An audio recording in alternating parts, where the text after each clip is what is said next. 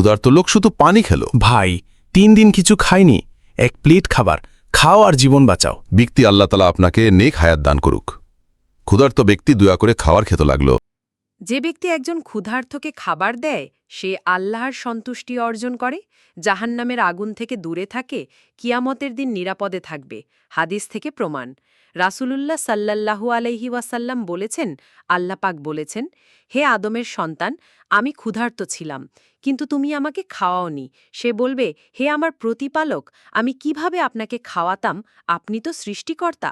আল্লাহ বলবেন, আমার অমুক বান্দা ক্ষুধার্ত ছিল, তুমি যদি তাকে খাওয়াতে তাহলে আমাকে তার কাছে পেতে।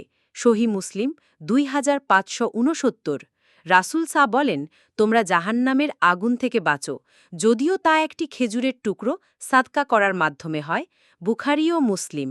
একজন ক্ষুধার্তকে 1 প্লেট খাবার খাওয়ানো মানে শুধু তার ক্ষুধা মেটানো নয়, এটা আল্লাহকে খুশি করার পথ আর জাহান্নাম থেকে বাঁচার ঢাল।